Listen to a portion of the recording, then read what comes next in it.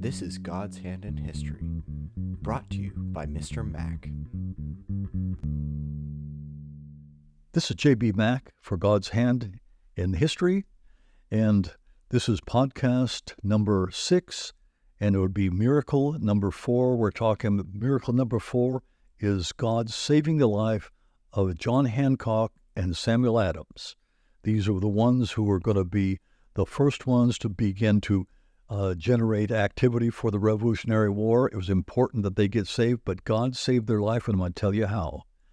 What this is after you've had the British have been having a lot of oppression of the colonists, and they've decided they're not going to treat the colonists in America as if they're British citizens, and the British have already decided to bring their troops in and lodge them in the homes, and they're coming in and they're causing havoc throughout the cities.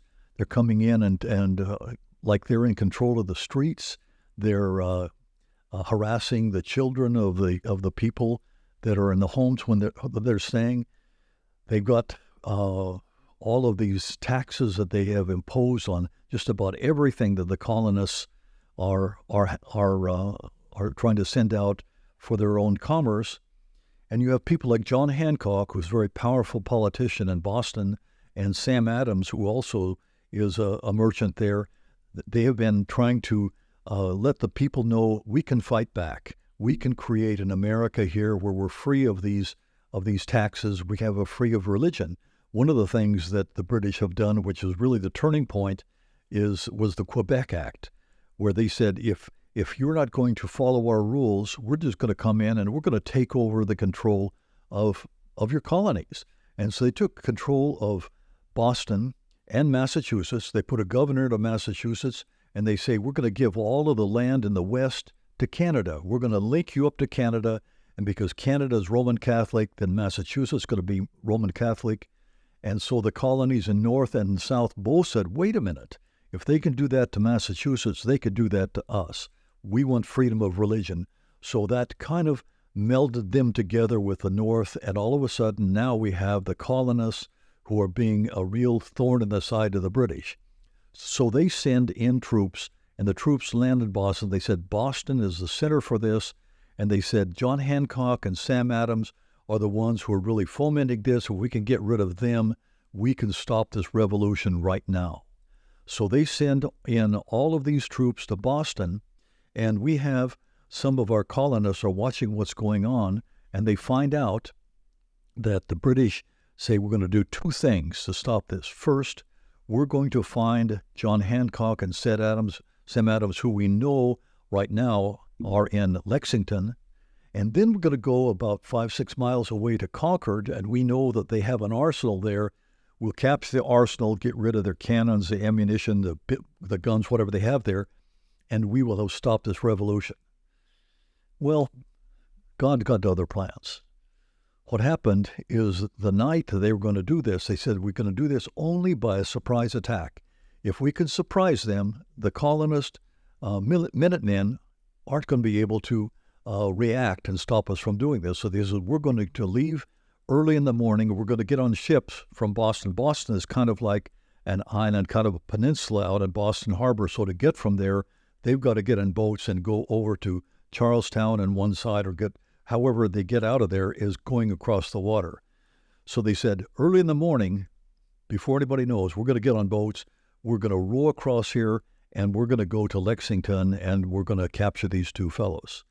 Well, you would think that in a place like Boston, where you've got all the fishermen, and it's a harbor for all of these ships and these boats, that it'd be easy to find the boats. Well, all of a sudden, they get up early in the morning, 1, 2 o'clock in the morning, they can't find the boats. Where did the boats go? I don't know how God did this, but they couldn't find enough boats to get the men on and sail off to start this place on the way to Concord and Lexington. It delayed them for 2 hours. And in that 2-hour period, Paul Revere and 2 other people took off, rode around, contacted the Minutemen.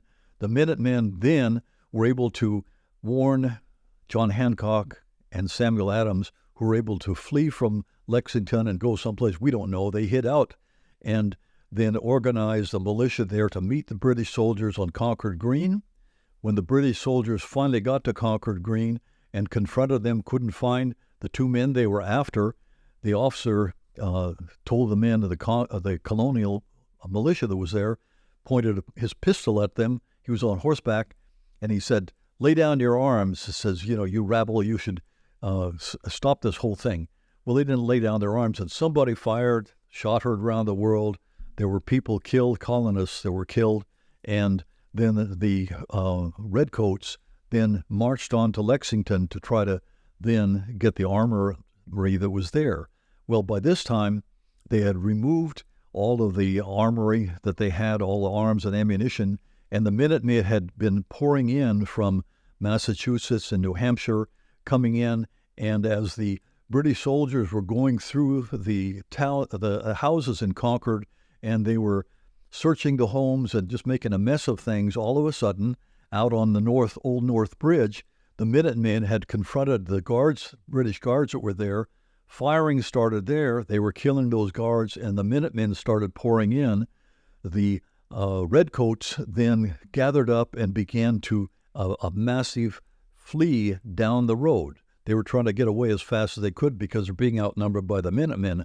But the Minutemen had already gone and lined either side of the road back to Boston behind the stone walls and the trees. And Indian fashion, it was a massacre. They were trying to fight their way back.